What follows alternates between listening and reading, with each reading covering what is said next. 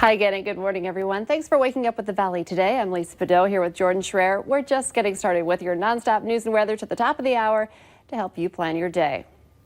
We're getting a look today at what led up to a deadly crash in Grand Forks. Police released videos of Jordan Poitra wrestling with officers last spring, stealing a police cruiser, and then, they say, deliberately crashing the vehicle into a semi on I-29.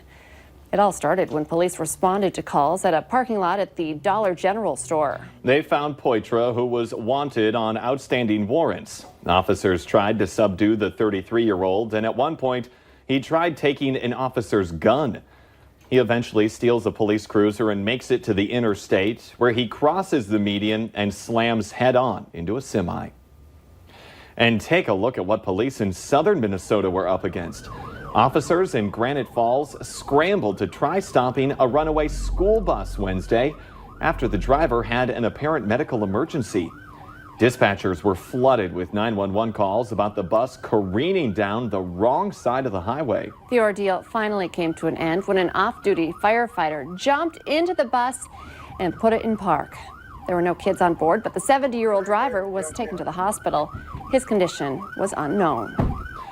It is now just about 9 minutes before the top of the hour. Let's get a check of that forecast with Lisa Green. Good morning. We've had an interesting start to our day already. I want to show you a time lapse of a beautiful sunrise. It was gorgeous as it was rising, but then the clouds took over and so did the rain. You could see the raindrops on our sky cam from time to time, and we've been dealing with that rain here in Fargo since then. Temperature's actually gone up a little bit. We're entering the warm part of this storm system that's moving through in the southern end of the valley, and you can see a good large area of rain that's steady affecting us basically from Grand Forks and Fargo and in between and west from there. We do have some showers moving into Minnesota too, but the bulk of this rain has been on the North Dakota side, and this stretches all the way down toward Ellendale, back up toward Devil's Lake, and there are some spotty areas of rain south of that main pocket of rain too here in the valley. So be ready to have to deal with rain again for this morning's commute. There are some thunder showers in this, and that's over toward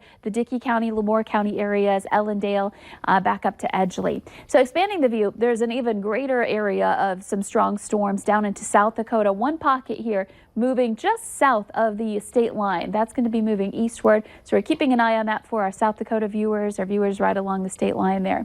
Our temperatures are 60s north, 70s south at 71 in Fargo. And as we head through the day today, we'll see that chance for rain and some thunder continuing this morning, heading up north and east into the afternoon. Southern Valley ending up on the warmer side of this system, and that could help to fuel some thunderstorms heading into the afternoon. You could see them really just pop as we head into the afternoon and early evening hours, and some of these could be severe. We're talking about them into that where the tri-state area meets up, and then into west central Minnesota, parts of Lakes Country. The question is how far north they'll end up being, but if we do get some, we could see tornadoes, we could see some damaging wind gusts and large hail with that. That will move on eventually, and then tonight we'll start to quiet things down for us for the nighttime hours tonight. So an active day again today with the greatest risk for severe weather in the south, and that's especially the case in the southeastern part of our viewing area. A look at your 7-day planner. We'll see some temperatures into the 80s the next couple of days. There may be some showers and thunder early Saturday morning, and then we start that dry spell and a little cooler too on Sunday. Let's check in now with the Valley Today's Devin Fry for Traffic on the Move. Good morning once again, Lisa. We have checked into Moorhead and downtown Fargo, and so now I figured it was time to check in on the west side of the city. We're currently going down 13th, and we're about to approach that 13th and 45th intersection, which is usually the most busy one this time in the morning. As you can see, though, things are relatively smooth. Not a whole lot of traffic at this point here on the west side. Now, not everything is going to be smooth throughout the whole Red River Valley today. There's a lot of construction, obviously. There's still the Cheyenne project.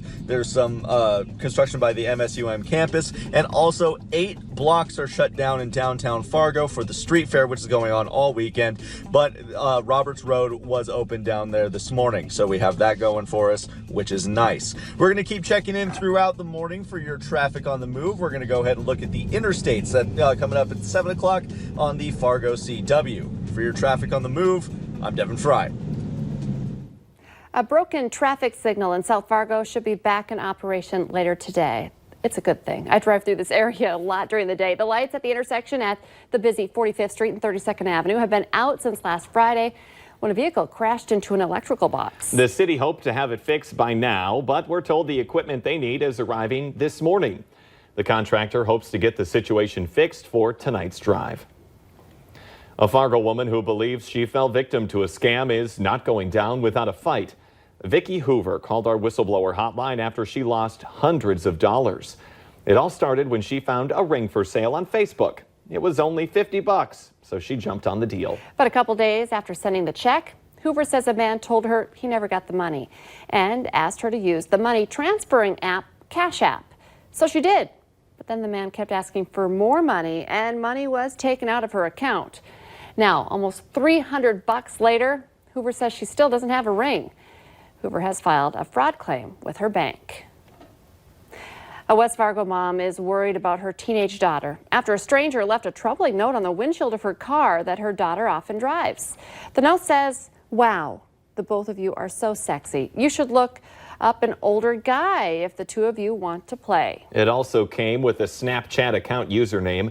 The mom posted the note to Nextdoor to warn others. West Fargo police say it's always best to report something suspicious before posting it on social media.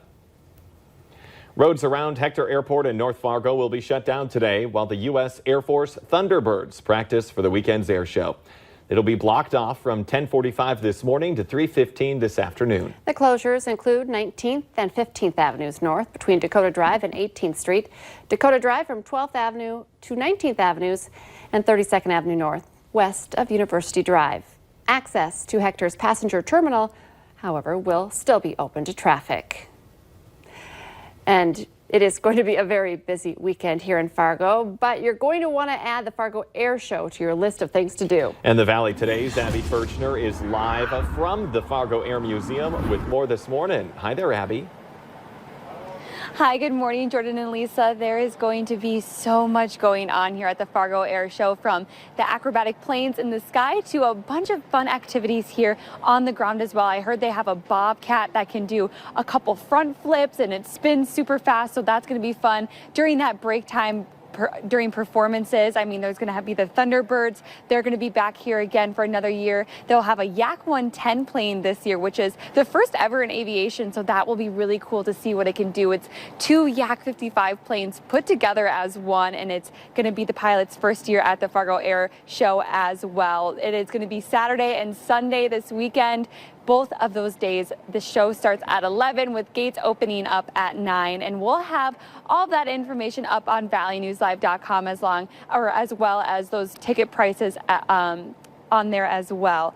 It's going to be a lot of fun. I know, Lisa, last year you got to be actually up in the air with the Thunderbirds, and so that probably was the coolest experience ever. There's going to be so many thrilling performances. You're not going to want to miss it this weekend. Last year it was the Blue Angels. I was up and that was absolutely amazing. Oh, Blue Angels. But the Blue Angels are the Navy and the Air Force Thunderbirds, just as amazing. So you have to go to see. They are incredible. Bring the whole family out to the event. Abby Furchner reporting live. Thank you. And here are 3 more ideas for the weekend. The Gooseberry Park Players present The Wizard of Oz tonight and tomorrow night at 7:30.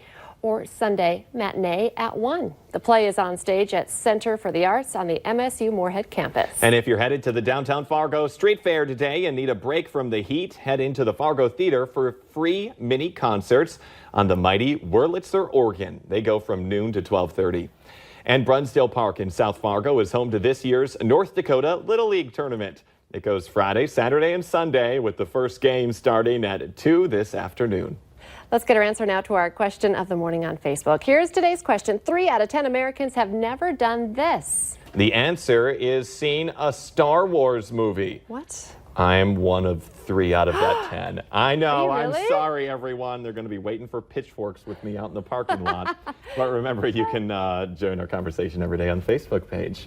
Well, today we've got rain moving through the FM area right now. We had many reports coming in and pictures of that double rainbow this morning. Diana sent us this photo, but we have more to show you and share with you throughout the day today. So if you got a shot, head to the valleynewslive.com page and you can upload your double rainbow photos, or maybe rain photos. There's a lot of rain out there right now, and even some lightning and thunder. This is going to move through first, and then we've got another round for later today in the south, especially the southeast, that could be severe. So stay weather aware. We'll be keeping you posted throughout the day. The Today Show on CBS This Morning are just about to start. But remember, the Valley Today rolls on. You can join us right now for more live